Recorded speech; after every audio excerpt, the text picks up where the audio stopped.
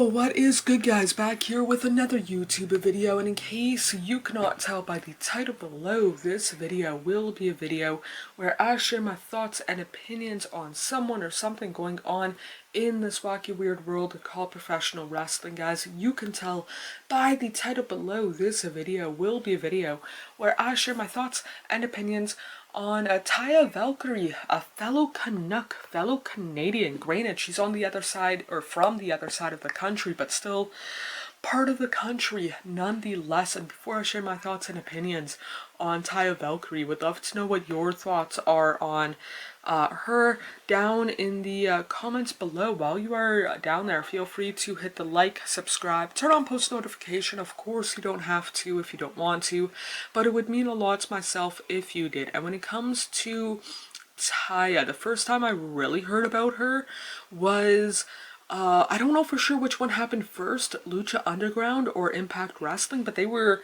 like 2016, 2017 was the first time that I really heard about her, because before then,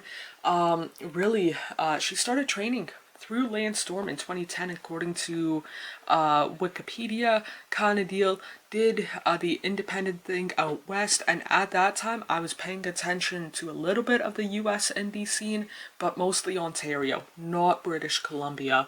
Kind of deal, then she did the Mexican independent scene, either AAA or CMLL. Kind of deal, I know that they're different companies, but still. And then 2016 was Lucha Underground, which is where I think I heard of her first. Again, kind of around the same time as Lucha Underground and Impact. And she was one of those people like, hey, like, I'll admit she's not necessarily the best in the ring or best on the mic, but she has something different about her. Again, might be a little bit biased because she's a fellow Canadian and whatnot. And being biased in this part, I want to see good Canadians succeed and do good things, kind of deal, not only in wrestling but in life, kind of deal and whatnot. And I would say that she did that. She was with Lucha Underground for a couple of years until 2018, and then did Impact up until 2021. Kind of deal, did the AAA kind of deal, and then WWE for less than a year.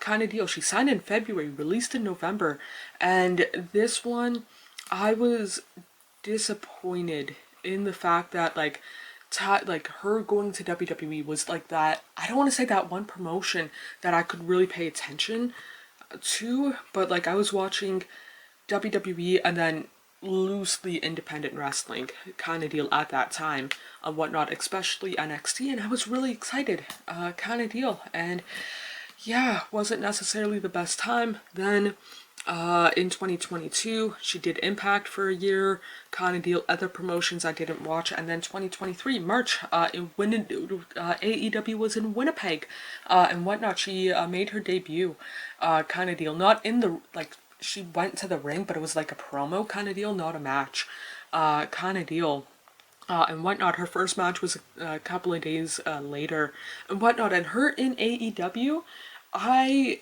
like it because Taya Valkyrie, I can count probably on one hand the amount of female wrestlers within AEW, whether it's part-time or full-time, like Dynamite, Collision, Rampage kind of deal, that I enjoy in the ring. Taya Valkyrie is one of them. Willow Nightingale is another. Britt Baker kind of deal. You can throw in Jamie Hayter, but she, like, it's Baker, Valkyrie, and Nightingale are like the top three, and then like in a way everybody else and whatnot. But when it comes to Taya, she's one of those people, and you can throw in Kyle O'Reilly as well, that like you don't really hear a lot of the Western nowadays Canadian wrestlers kind of quote unquote making it kind of deal on AEW or WWE, or you can throw in New Japan kind of deal. Like it's Taya, Kyle O'Reilly, and El Phantasmo. I think that's what his name is. A guy in New Japan kind of deal. El Phantasmo. I think that's how you pronounce it. He's from Vancouver kind of deal. So another BC person and whatnot. But yeah, for myself personally, I like her in the ring. I want to see her used more regularly kind of deal, because she has been wrestling give or take 13 years, so pretty consistently and whatnot. But yeah, for myself personally, like her in the ring, like her on the mic. I can understand why people might not be a fan of her for X, Y, or Z reasoning kind of deal, and whatnot, just based off in ring stuff. But when it comes to myself, I like her. Then again, I might be a little bit biased in that kind of deal and whatnot because she's a fellow Canuck. But yeah, that's it for this one. Feel free to hit the like, subscribe, turn on post notification. Of course, you don't have to if you don't want to, but it would mean a lot to myself if you did. More importantly, hope you guys are doing okay mentally, emotionally, and physically. The world that we tend to make up is nothing but a fantasy until you wake up. I feel like I'm just lying to myself, yeah. Cause I just crossed the line like I'm playing offside. Do it how I want and I'ma do it till I die. Feel like I'm just lying to myself, but it's